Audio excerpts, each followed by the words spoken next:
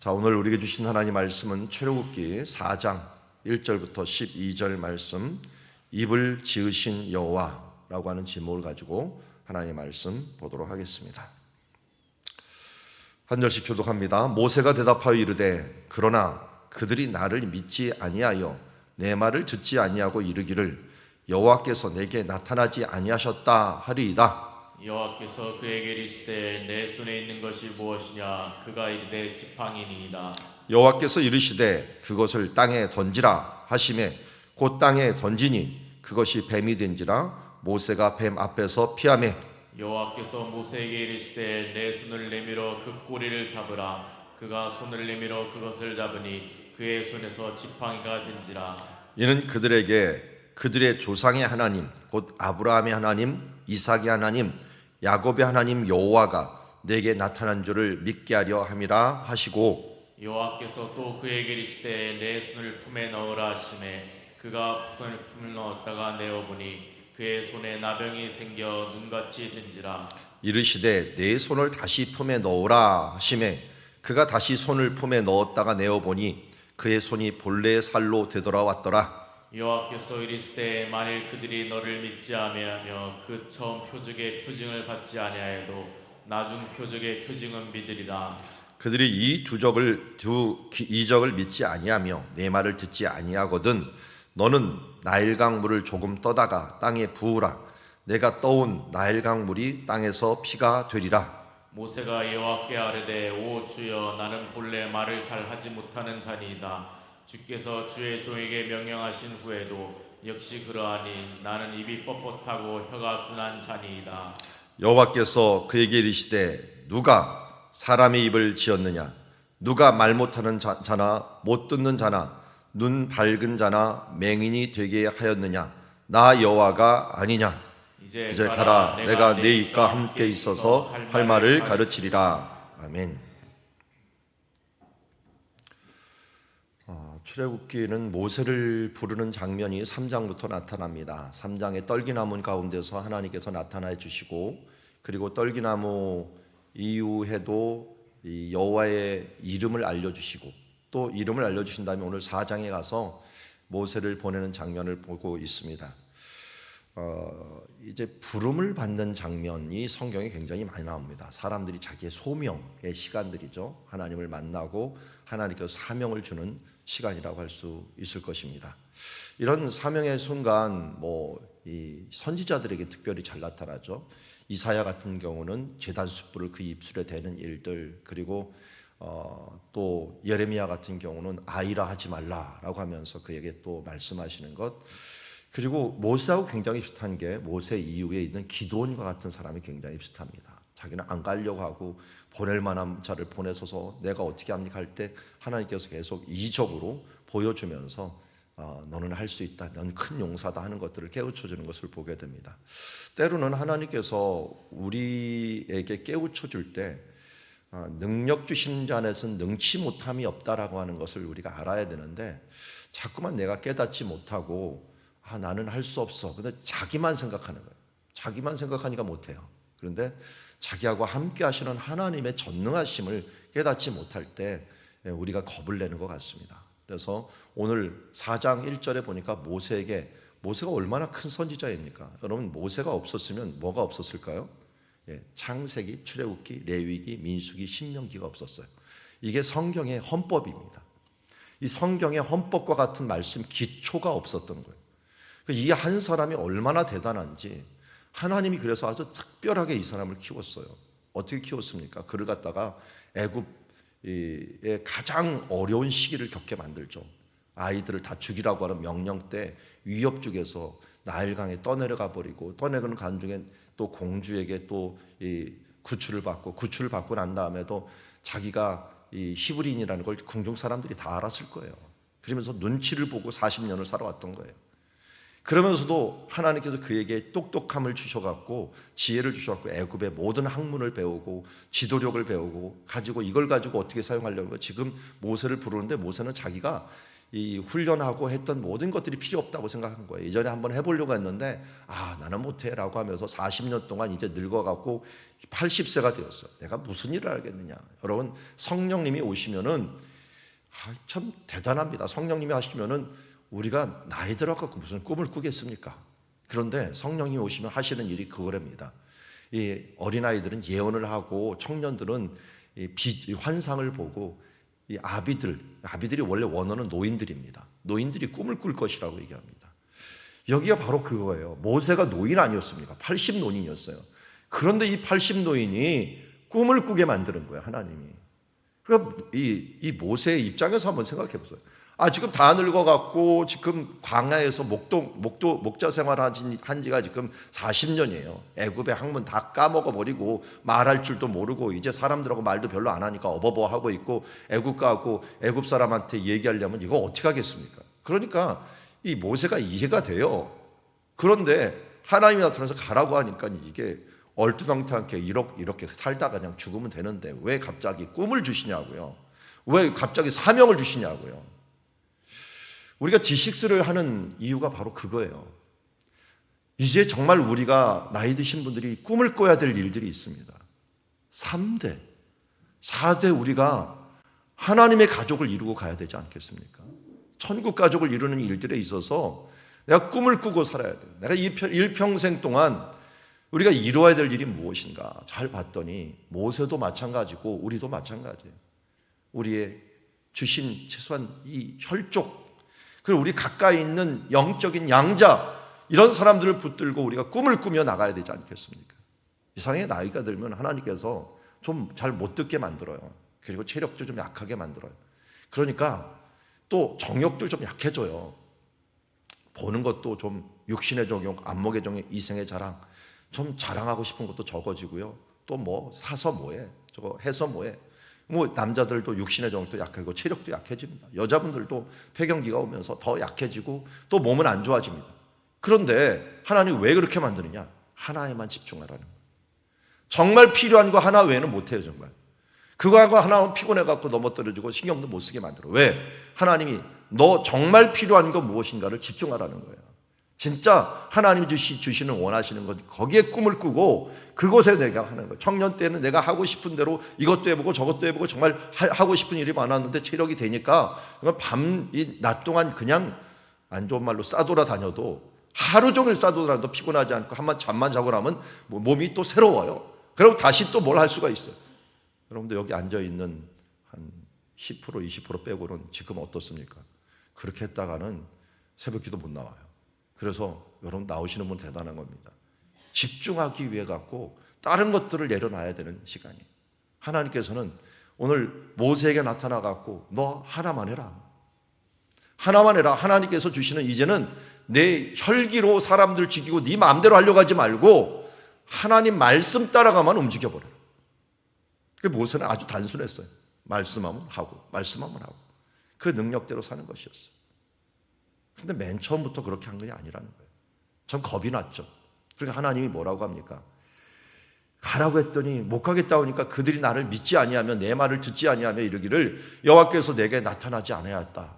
벌써 겁이 나는 거예요. 옛날 같으면 겁이 어디 있었어요. 그냥 자기 마음대로 이 혈기를 하려고 했는데 겁을 덜컥 먹었습니다. 그만큼 하나님 편에 보면 더 좋은 거예요. 다스리기가 좋았어요. 왜? 겸손해졌잖아요. 육신도 혈기도 약해졌어요. 그런데 하나님께서 그래서 몇 가지를 우리에게 얘기하는 것을 보게 됩니다. 우리가 한 가지 간단히 말해서 지팡이를 딱 던졌더니 어떻게 했습니까? 뱀이 됐습니다. 이 자기 지팡이에도 도망다니는 사람이 돼버렸어요. 뱀이 막 가니까. 젊었을 때 어떻게 할까요? 뱀을 그냥 발로 확 밟았을 거예요. 이때는 젊었을 때는. 그런데 이때는 힘이 드니까 도망다니는데 하나님께서 그 손을 내밀어 그 꼬리를 잡으라 했더니 또 잡았어요. 이적이죠.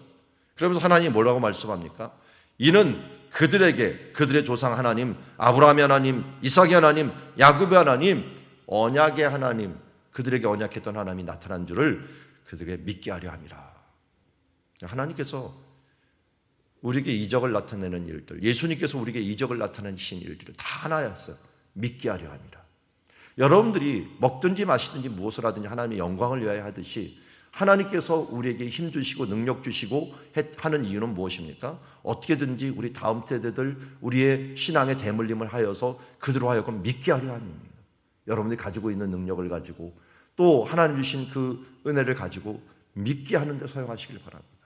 그럴 때 여러분들의 물질이, 여러분들이 가진 그동안에 있었던 모든 재능들이 하나님 앞에 귀하게 쓰임받을 수 있는 줄 믿습니다.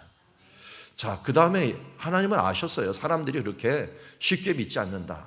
근데 이거 왜 이렇게 이적을 행하려고 하느냐? 유대인들이 뭐라 해서 헬라인은 지혜를 구하고 유대인은 뭐 한다고요? 표적을 구하나. 유대인들은 말을 맨 처음에 동사부터 말합니다. 먹었다 나는 밥을 이렇게 얘기를 해요. 그러니까 이 사람들에게는 제일 중요한 게 동사예요. 보여줘야 믿어요. 보여줘. 선지자, 너 진짜 선지자 보여줘. 뭔가 표적을 보여줘. 그럼 믿을게. 이게 바로 이스라엘 사람의 생각이에요. 우리나라 사람들은 안 그렇죠. 옛날에 어느 가문 사람이야, 어디 출신이야, 주어가 먼저 나와요. 주어. 누가가 먼저 나와요. 나는 밥을 먹었다. 그러니까 우리는 저 사람 어느 가문 사람이래, 어느 출신이래. 뭐 그런 거 많이 쓰잖아요. 뭐 하버드 출신이 와갖고 뭐 말하면 갑자기 사람이 혹해요. 그 사람이 뭔 말을 하든지. 이 출신을 우리 중요시 여기고 사람 자체를 중요시 여기지만 여기는 그 출신이 중요하지 않아요. 이 엘리야 같은 경우는 저 디셉 사람으로 완전 시골 사람이에요. 그런데 나와갖고 한번 한 방에 딱 얘기를 해. 비가 안 올 거다 하니까 이적이 일어나니까 사람들이 다 믿어버립니다. 야, 이 사람 정말 믿을 만하다. 이게 표적을 구하는 거예요. 그러니까 모세에게도 바로 표적을 구하는 일들을 2번이나 알려줍니다. 손에 넣었다가 그러니까 나병이 걸려버리고 또 넣었다가 하니까 풀어버리면서 너를 믿지 않냐면 이 2번째 표적을 갖고 믿을 것이다. 그런데 하나님 또 거기다가 3중 코팅을 해주시더니 3중 보장을 해줘요. 이 2 이적을 믿지 않냐면 나일강 물을 조금 떠다가 땅에 부어버려라. 그럼 거기는 나일강 삼각주였기 때문에 이곳저곳에 나일강 물이 많거든요.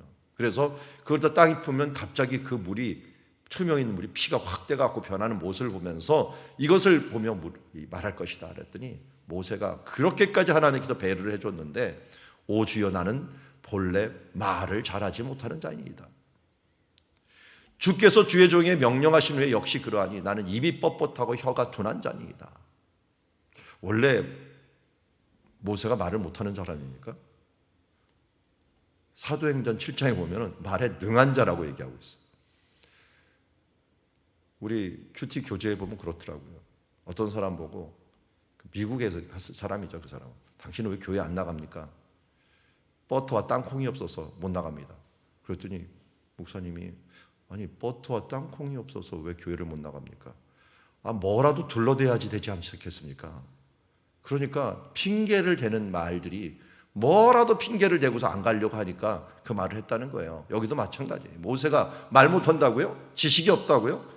여러분 그 당시서 애굽어를 제일 잘하고 그 장세에서 가장 똑똑한 사람 모든 학문에 출중했던 사람이 모세였어요. 그러니까 하나님께 그에게 맡겼죠. 그래서 하나님이 쓰실 때는 사도 바울과 같은 사람 왜 썼느냐? 그 당시에 이 사도들 중에서 믿은 사람 중 제일 똑똑했던 사람이 사도 바울이었어요.